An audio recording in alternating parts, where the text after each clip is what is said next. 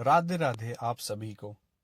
आज हम भागवत के परिचय में प्रस्थान करेंगे और आज का कथा का आनंद लेंगे। श्री वेदव्यास जी ने इस ग्रंथ को भागवतम कह के संबोधित किया है। श्री सुखदेव जी ने चक्रे शाश्वत संहिता कहकर संबोधित किया है। श्री सूत जी उत्तम श्लोक चरितम कहकर संबोधित किया है और ऋषियों ने परम हंसों संहिता कहकर सम्मान किया है। तो आइए अब हम परम हंसों की संहिता में आप और हम प्रवेश करते हुए अपना जीवन धन्य बनाएं।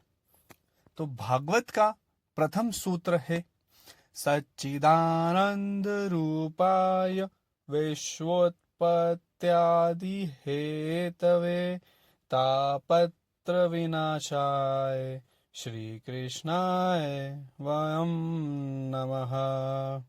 यं प्रव्रजन्तमनोपेतं पेतकृतं दवे पायनो विरह कातर आजुहाव पुत्रेति तन्मतया तरवोऽभिनेदुस्तं सर्वभूतहृदयं मुनमानतोऽस्मि।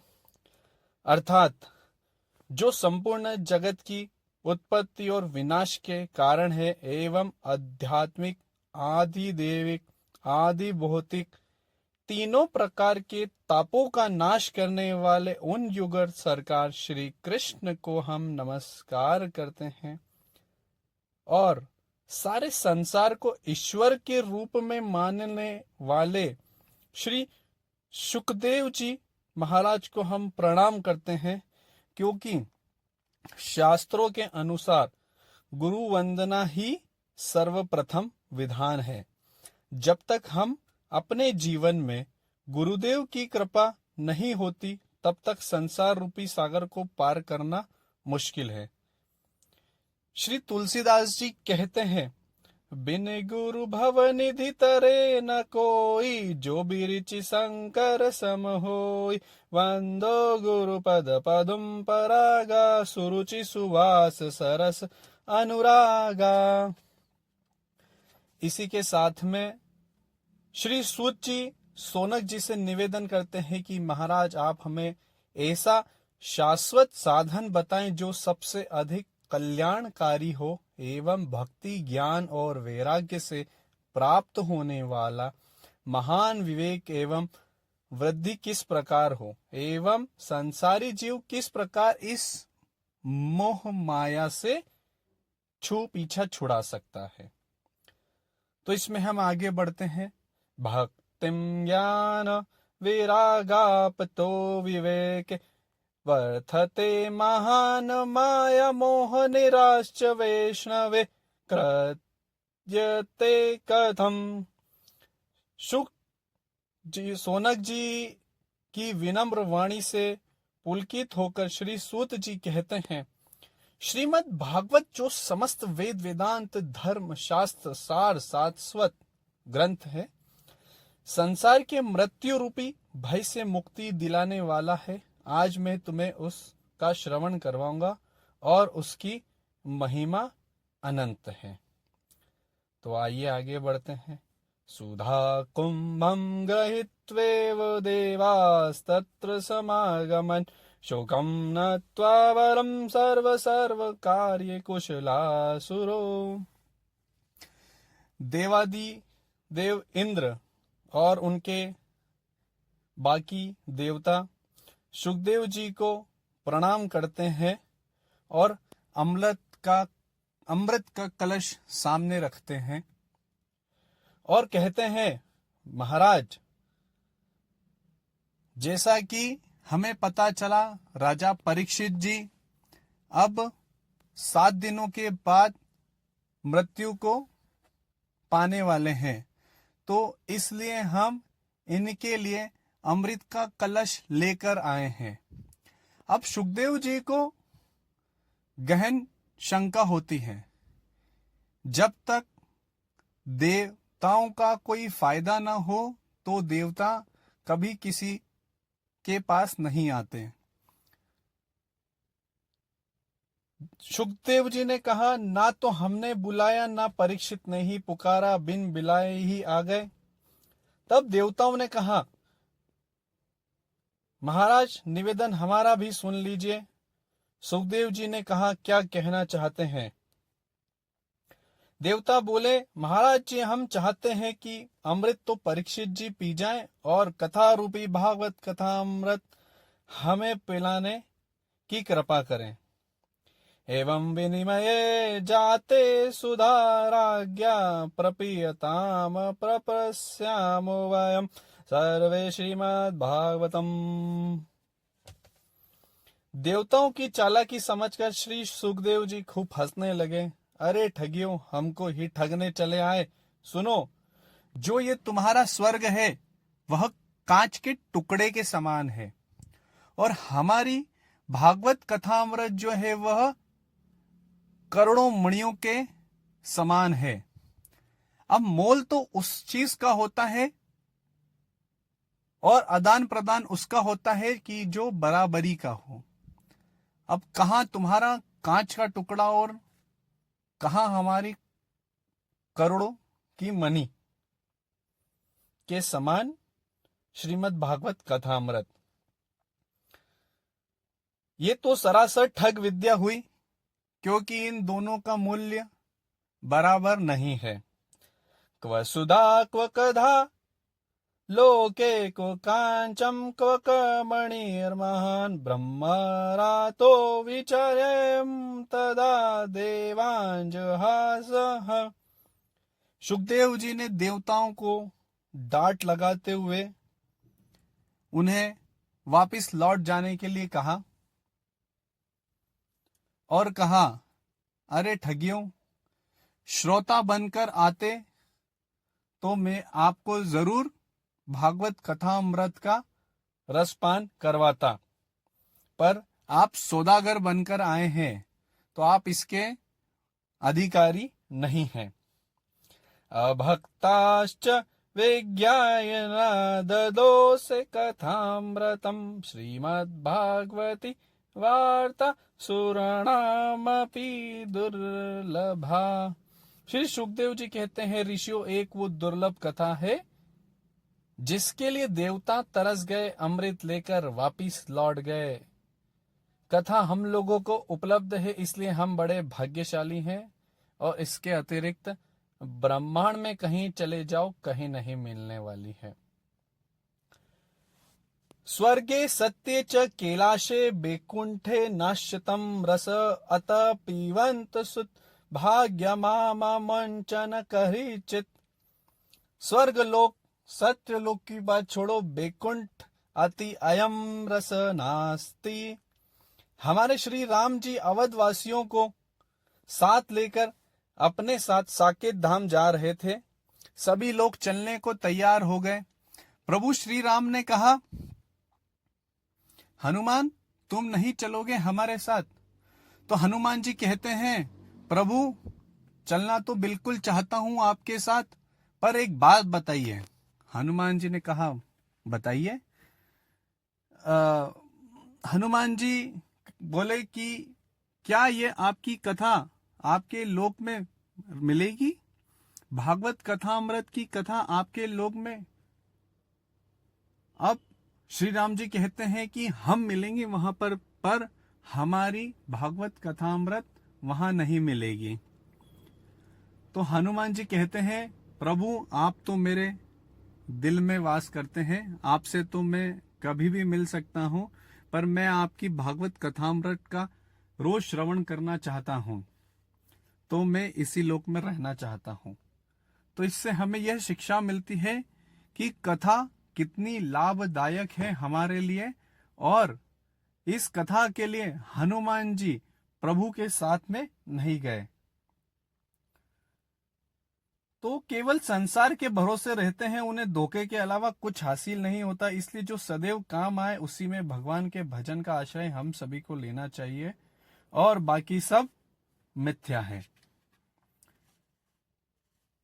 इसके तत्पश्चात जैसा कि देवताओं को फटकार कर सुखदेव जी महाराज ने भगा दिया, देवता नाराज होकर श्री ब्रह्मा जी के पास पहुंचे कि महाराज, हमारा सुखदेव जी ने बड़ा तिरस्कार किया है, बड़ा अपमान किया है और हमें भागवत कथामृत का रसपान नहीं करवाया। तो ब्रह्मा जी ने कहा, अच्छा अगर ऐसी बात है तो देख लेते हैं आने वाले 7 दिनों में परीक्षित का क्या होता है। सभी ने इंतजार किया, इंतजार की घड़ी खत्म हुई और 7वें दिन राजा परीक्षित को भगवान का धाम मिला और सभी आश्चर्यचकित हो गए कि भागवत कथा अमृत से परीक्षित का उद्धार हो गया। इसी के बाद तुरंत ब्रह्मा जी ने सत्यलोक से तराजू मंगवाया। राज्ञो मोक्षम तथा वीक्षय पुराधातपि विस्मिता सत्यलोके तुलां बद्धवा तुल्यत साधनांजयः। सत्यलोक से तराजू मंगवाने के बाद एक तरफ श्रीमद् भागवत गीता रखी गई और एक तरफ बाकी के सारे वेद वेदांत रखे गए, पर भागवत जी तिल मात्र भी नहीं हिला। यह इस ग्रंथ की गरिमा है। लघुन्यानि जातानि गौरवेण इदं महत् तादा ऋषिगणा सर्वे विस्मय परम ययुः। आइए अब हम इसकी गरिमा को समझते हैं। आखिर देवताओं का अमृत कांच के बराबर और भागवत कथामृत करोड़ों मणियों के समान कैसे हुआ? स्वर्ग के अमृत की विशेषता क्या है? आप सभी लोग इसे समझिए। देवता इसे कोई पीते पिलाते कुछ नहीं करते हैं, सिर्फ अपना सूंघ कर काम चला लेते हैं। मैं आप सभी को एक छोटा सा दृष्टांत देना चाहूंगा। 3 कंजूसों की कहानी से मैं आपको समझाना चाहूंगा। 3 कंजूस थे। तीनों ने 1-1 किलो घी खरीदा और कहा कि हम अब 6 महीने बाद मिलेंगे और देखेंगे कि किसके पास कितना घी अभी बचा हुआ है और कौन कितना बड़ा कंजूस है। अब 6 महीने बीत गए, तीनों कंजूस फिर से मिले। तो पहला कंजूस कहता है, और भाइयों घी की क्या स्थिति है? तो पहला बोलता है, अभी तो मेरा पूरा घी बचा हुआ है, मैं तो उसमें सिर्फ ऊपर की एक रोटी पर घी लगा देता हूं और एक नीचे की रोटी पर घी लगा देता हूं। बाकी को ऐसा मान लेता हूं कि सभी में घी लगा हुआ है। इतने में दूसरा कंजूस कहता है, अच्छा इतना सारा घी का उपयोग कर रहे हो, मैं तो सिर्फ एक सलाई लेता हूं और सभी रोटी पर 1-1 बार टच कर देता हूं। तो इतने में तीसरा कहता है, अरे इतना घी खर्च कर रहे हो, मैं तो सिर्फ जब से लेकर घी गया हूं एक कांच की बोतल में रखा है और उसके बाद जब भी रोटी में घी लगाना होता है तो उसका ढक्कन खोल देता हूं और रोटियों के ऊपर घुमा देता हूं और उसकी खुशबू जो आती है ऐसा मैं मान लेता हूं कि वो घी उन रोटियों के ऊपर लग गया। इस प्रकार मेरा अभी पूरा घी बचा हुआ है, सूंघ कर ही काम चला लेता हूं। तो अर्थात कहने का मतलब यह है, देवता भी ऐसे कुछ पीते पिलाते नहीं है, सिर्फ सूंघ कर ही काम चला लेते हैं। तो बोलिए राधे राधे। अब श्री सोनक जी ने सूत जी से निवेदन किया कि महाराज एक बात बताइए कि इतना देव दुर्लभ जब हरि कथामृत है तो 7 दिन में ही समाप्त कर देते हैं। 18,000 श्लोक हैं। महीने भर, साल भर विस्तार से सुनो। ये 7 दिन की परंपरा कब से चल पड़ी? तो सूत जी कहते हैं, हे सोनक सुनो, सबसे पहले कलयुग के 30 वर्ष बीतने के बाद भाद्र पक्ष शुक्ल पक्ष नवमी को श्री सुखदेव जी ने राजा परीक्षित को सुनाए थे। इसके बाद जब कलयुग के 200 वर्ष बीत गए थे तो गोकर्ण जी ने धुंधकारी को कथा सुनाई थी। पुनः कलयुग के 208 वर्ष के बाद कार्तिक शुक्ल पक्ष नवमी को श्री सनकादियों ने श्री नारद जी को सुनाए और ये परंपरा जभी से चली आ रही है। आकृष्ण निर्गमातंस वर्षाधिक गते कलो नवमितो नमशये च कथारंभ शुको करोत् परीक्षित श्रवणान्त च कलावर्ष शतधवये शुद्धधेषु च नवमयाश्च धेनुजो कथयत कथम। श्री सोनक जी ने प्रश्न किया कि महाराज अब आप बताइए, नारद बाबा कथा सुनने पर इसके बारे में जनता जानती है कि वह एक जगह नहीं ठहर सकते, तो उन्होंने एक जगह ठहर कर कथा का श्रवण कैसे कर लिया?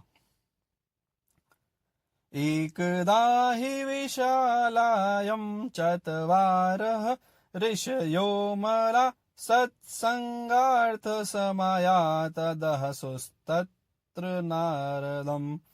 एक दिन सनक आदि चारों भाई बद्री विशाल में भ्रमण कर रहे थे, सत्संग की इच्छा लेकर, क्यों कि उनका ही जीवन भागवत के लिए है, इसी के लिए घूम रहे थे। कोई भागवत रसिक मिल जाए, कथा हो जाए, चाहे वक्ता मिल जाए, चाहे श्रोता मिल जाए, उनका तो काम ही सिर्फ भगवत भक्ति है, वह जिस भी प्रकार से मिले। लेकिन जैसे ही उन्हें नारद जी ने सामने देखा, मलिन एकदम व्यथित परेशान आगे से जा रहे थे। मुंह देखते से ही सनकादियों ने कहा, हे नारद जी, आप तो खुद इतने स्वयं इतने बड़े डॉक्टर हैं और आप इस तरीके में, इस स्थिति में क्यों दिख रहे हैं? जब अगर डॉक्टर खुद परेशान होगा तो मरीजों का इलाज कैसे होगा? तो नारद जी ने उन्हें अपनी व्यथा बताई। व्यथा में उन्होंने कहा कि मैं भारतवर्ष भ्रमण में निकला था। भारतवर्ष भ्रमण में मैं काशी गया, गोदावरी गया, हरिद्वार गया, भगवान के जितने तीर्थ स्थान थे उन धामों में विचरण कर रहा था, पर मन में कहीं शांति नहीं मिली। तो सनक आदि बोले, शांति क्यों नहीं मिली? कहीं और जाना था आपको? तो नारद जी ने कहा, अरे दिल्ली बंबई थोड़ी ना घूम रहा था, मैं तो तीर्थों में ही घूम रहा था। परंतु जब मैंने देखा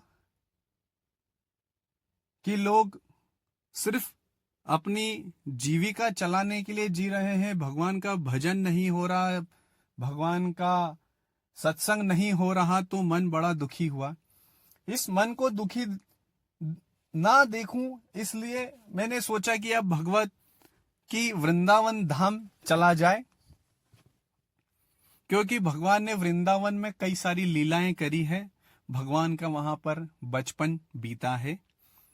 मैं इस विचार से वृंदावन गया। वृंदावन में जाते ही मुझे किसी देवी जी ने आवाज लगाई कि हे संत रुकिए। मैंने कहा, देवी जी आप कौन, आपका परिचय दीजिए। तो देवी जी ने कहा, कर्नाटक में पैदा हुई, महाराष्ट्र में पली बड़ी, गुजरात में आके बुढ़ापे ने घेर लिया। और नारद जी ने पूछा, ये आपके साथ दोनों कौन है? तो भक्ति देवी ने कहा, ये दोनों मेरे पुत्र हैं, ज्ञान और वैराग्य। तो नारद जी ने कहा, आप तो 20 वर्ष की जवान दिख रही हैं और आपके दोनों पुत्र बूढ़े। तो भक्ति देवी ने कहा, कलयुग के, ध्यान से सुनिएगा, कलयुग के प्रभाव से भक्ति खत्म हो गई है, धर्म का आचरण खत्म हो गया है, जर्जर हो गया है। इस कारणवश मेरे दोनों पुत्र बचपन में ही बूढ़े के समान हो गए हैं। तो नारद जी को बड़ा दुख हुआ यह सुनकर, और नारद जी ने उन्हें वचन दिया कि मैं आपके दोनों पुत्रों को ठीक करने का वचन देता हूं। इसी पर भक्ति माता बड़ी खुश हुई और नारद जी की स्तुति गाने लगी। अब नारद जी अपना उद्योग करना शुरू किया। उद्योग करते उन्होंने कई सारे मंत्रों का उच्चारण किया, वेदों का उच्चारण किया, पर भक्ति के दोनों पुत्र ज्ञान और वैराग्य में तनिक भर भी स्वास्थ्य में कोई परिवर्तन नहीं आया। तो नारद जी परेशान होने लगे। अंततः एक आकाशवाणी हुई और आकाशवाणी ने कहा कि आपका उद्योग जरूर सफल होगा, आप सत्कर्म करिए। नारद जी ने कहा, यह सत्कर्म नहीं तो मैं क्या कर रहा हूं? तो नारद जी बोले, सत्कर्म में क्या करना है, कहां जाना है? इतने में ही आकाशवाणी जो थी वो गायब हो गई। इसके पश्चात नारद जी परेशान हो गए। क्या ये सत्कर्म नहीं था जो मैं वेदांत यहां पढ़ रहा था? तो सत्कर्म फिर क्या है? बीमारी तो बताकर चले गए, पर डॉक्टर का नाम नहीं बताया, दवाई का नाम नहीं बताया। नारद जी वहां से विचरण करना शुरू करें और आगे बढ़े। लोगों से पूछना चालू करा उन्होंने। कई ब्राह्मणों से पूछा कि आपको पता है सत्कर्म क्या है? तो ब्राह्मण संत लोग उन हंसने लगे और कहने लगे, अरे आप क्यों हमारा मजाक बना रहे हैं नारद जी? आप स्वयं ब्रह्मा के पुत्र हैं और आप हमसे पूछ रहे हैं कि सत्कर्म क्या है? भला हम आपसे ज्यादा कैसे जान सकते हैं? नारद जी भी परेशान हो गए कि ये तो सत्य बात है। इसके बाद कई बड़े संतों के पास गए तो कई सारे डर गए कि नारद जी क्या प्रश्न लेकर आ गए। तो मौन साधना में चले गए कि महाराज जी तो अभी 6 महीने बाद जागेंगे, अभी वो मौन साधना में है। ऐसे नारद जी परेशान होते होते बद्री विशाल धाम चले गए कि वहां भगवान नर और नारायण साक्षात विराजमान है। वहां नारद जी पहुंचे और वहां उन्हें सनकादियों से भेंट हुई और सनकादियों को उन्होंने अपनी सारी समस्या बताई। उसके पश्चात सनकादियों ने कहा, बस इतनी सी बात? नारद जी ने कहा, बस इतनी सी बात? तो आप मेरा इसका निवारण करिए। तो सनकादियों ने कहा, हम इसका जो समस्या का समाधान है जरूर करेंगे, और बहुत छोटी सी समस्या है, इसका समाधान है श्रीमद् भागवत कथामृत। तो नारद जी ने बोला, श्रीमद् भागवत कथामृत से इसका निवारण संभव है? उन्होंने कहा, बिल्कुल संभव है। श्रीमद् भागवत कथामृत दुनिया के सभी दुखों का निवारण है। इसी के साथ आज की कथा हम यही समाप्त करेंगे। अगले एपिसोड में आप सभी से मिलेंगे कि भक्ति माता के दोनों पुत्रों ज्ञान और वैराग्य का जो उनकी स्थिति थी उसका निवारण भागवत कथामृत से किस प्रकार हुआ, नारद जी का उद्योग किस प्रकार से सफल हुआ, इसके ऊपर हम चर्चा करेंगे। राधे राधे।